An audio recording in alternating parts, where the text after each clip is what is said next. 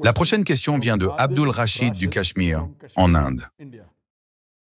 Je suis un étudiant en classe de terminale. Monsieur, j'ai un ami non musulman à qui j'essaie d'expliquer l'islam depuis le 25 mai 2020. Hier, il m'a posé une question, mais je n'ai pas pu y répondre. La question est la suivante.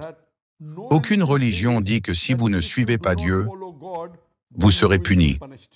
Mais dans l'islam, Allah dit que si vous ne m'obéissez pas, je vous punirai sévèrement. Est-ce qu'Allah n'est pas égoïste? Monsieur, mon ami est très proche de prononcer la shahada. Si vous répondez, il pourrait accepter l'islam bientôt, Inch'Allah. La question posée par Abdul, qui fait da'wah auprès de son ami non musulman et qui est très proche d'accepter l'islam, est la suivante. Pourquoi dans l'islam, Allah est si égoïste? A'udhu billah. Et pourquoi dit-il que si vous ne m'obéissez pas, je vous punirai? Alors que dans d'autres religions, Dieu ne dit pas que si vous ne l'obéissez pas, vous serez punis. Je ne suis pas d'accord avec votre ami non musulman. En réalité, la plupart des religions disent que si vous n'obéissez pas à Dieu, vous irez en enfer, éternellement. L'hindouisme le dit, le christianisme le dit, et la plupart des religions le disent. Mais je suis d'accord avec vous que l'islam est plus ferme. Allah subhanahu wa ta'ala dans le Coran est très clair, et il dit que si vous n'obéissez pas à ses commandements, si vous associez des partenaires à lui, le shirk, qui est le plus grand péché, vous irez en enfer, éternellement. L'islam est plus ferme, plus strict. Je suis d'accord avec lui. Laissez-moi vous donner un exemple et vous poser une question pour que vous compreniez mieux. Imaginez une famille qui vit dans un grand bâtiment de 20 étages. Dans cette famille, il y a un enfant. Il y a un enfant de 5 ou 6 ans qui veut sauter du balcon, qui est au 20e étage. Il dit même à son père, « Je veux être Superman » et qu'il veut sauter. Il y a un premier père qui dit et essaie d'expliquer à son fils de manière logique, « Tu ne pourras pas voler, tu n'es pas Superman, s'il te plaît, ne saute pas. » Le deuxième père, dans la même situation, dont le fils dit qu'il veut sauter du 20e étage, dit « Ne saute pas du 20e étage, sinon je te punirai, je gronderai, je ne te laisserai pas descendre jouer. » Puis il y a un troisième type de père, aussi dans la même situation, dont le fils veut sauter du 20e étage pour voler comme Superman, mais ce père est plus ferme. Il dit « Si tu oses même penser à sauter, je te gronderai, je te punirai dans ta chambre. Si tu penses même à sauter, et si tu essaies de sauter aussi, je te punirai dans ta chambre. » Je pose la question. Un enfant normal, de 5 ou 6 ans, qui écoutera-t-il le plus normalement? Est-ce qu'il écoutera logiquement le premier père, le deuxième père ou le troisième père? La réponse évidente est que l'enfant écoutera plus probablement le troisième père, car ce troisième père est sévère par amour envers son enfant. Il est très ferme car il souhaite son bien. Il dit « Je te gronderai, je te punirai dans ta chambre. » L'enfant aura par logique peur et ne le fera pas. Vous ne pouvez pas dire « Non, je vais essayer de lui expliquer calmement. » Non, l'enfant ne comprendra pas. Le deuxième père dit « Ok, je ne te laisserai pas descendre jouer pendant une journée. » Mais pour un enfant qui veut voler comme Superman, il s'en fiche de ne pas jouer. Mais si le père dit « Je te punirai dans ta chambre, je te gronderai », cela fera peur à l'enfant. Maintenant, le troisième père aime énormément son enfant. Il est prêt à utiliser des mesures extrêmes pour s'assurer que l'enfant ne saute pas et ne se tue pas.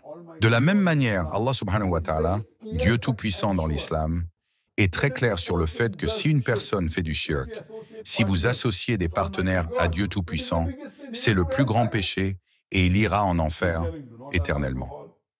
Alors si vous ne buvez pas d'alcool, ne mangez pas de porc, ne faites pas des jeux de hasard, ne commettez pas l'adultère, tout cela est bénéfique.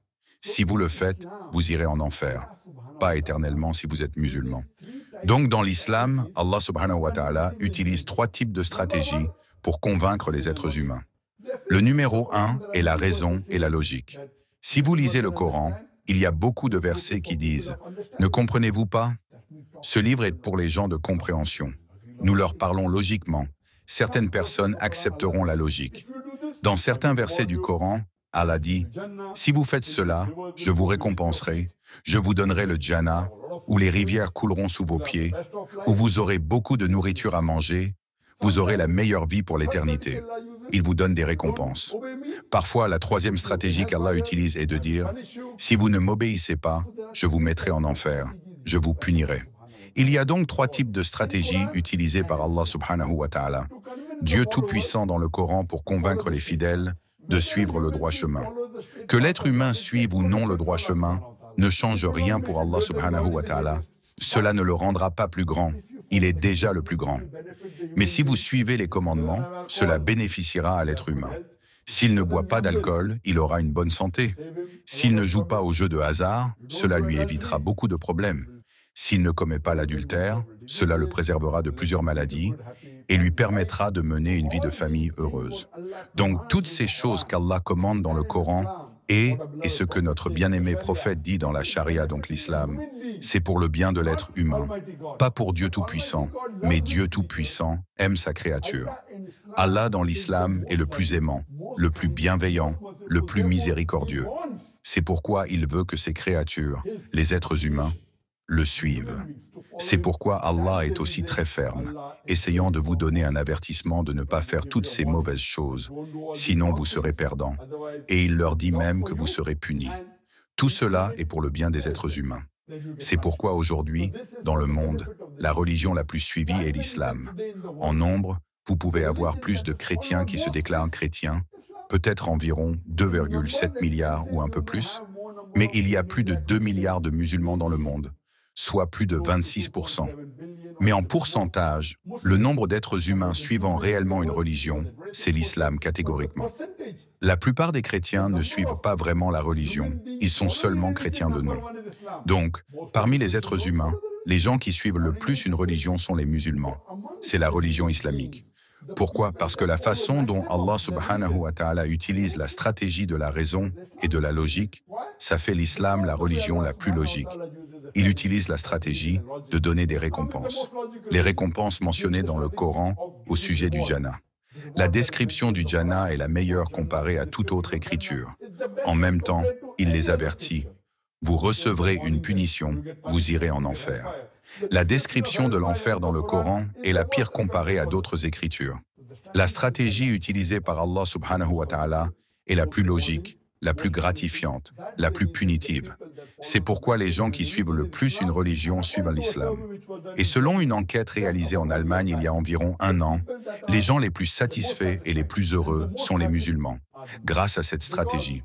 J'espère que cela répondra à votre question et que votre ami se convertira. Et je prie Allah subhanahu wa ta'ala de lui donner la guidée, Hidayah, et qu'il accepte l'islam. Si tu veux soutenir notre chaîne YouTube gratuitement, n'hésite pas à t'abonner et à mettre un pouce bleu. Si vous voulez savoir si le porc est interdit dans la Bible, clique sur cette vidéo.